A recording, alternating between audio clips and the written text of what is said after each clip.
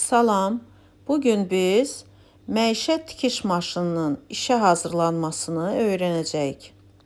Elektrik ötürücülü müasir məişət tikiş maşını çox yığcamdır.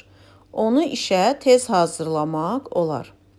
Tikiş maşınını işə hazırlamaq üçün bir neçə ardıcıl əməliyyat yerinə yetirmək lazımdır. Gəlin bunu əyani izləyək.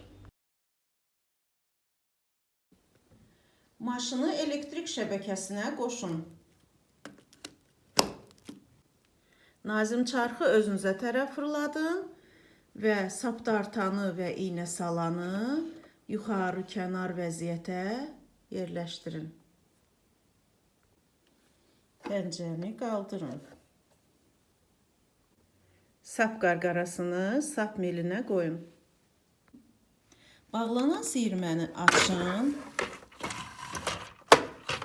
Məkik makara qapağını çıxarın və makaranın içindən götürün. Maşını boş hərəkətə keçirin. Əl ilə makaranın üzərinə bir neçə qat sap sarıyın. Makaranı sapsarıyanın milində quraşdırın. Makaranı dirənənə qədər sıxın və ayaqla pedalı basaraq makaranı sapla doldurun. Sap sarıdığınız makaranı makara qapağına qoyun və sapı makaranın kəsiyinə və sərbəst 10 sm uç saxlamaqla lövhə yarığının altına saplayın. Makara qapağını məkik qurğusuna yerləşdirin.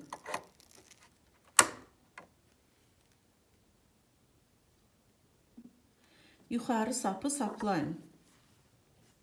1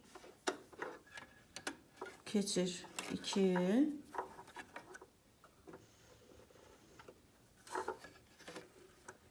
3 4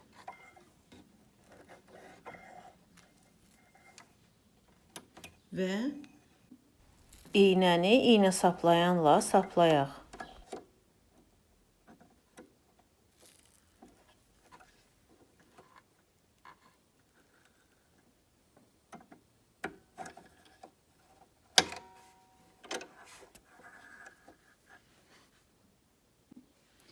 Yuxarı sapı sol əl ilə elə tutun ki,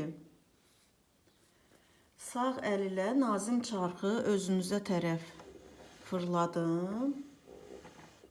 İynə aşağı düşüb, məkik sapını tutsun və çıxartsın.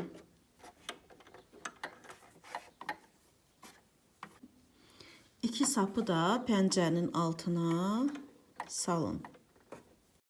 Məişət tikiş maşınında işləyərkən təhlükəsizlik qaydaları bunlardır.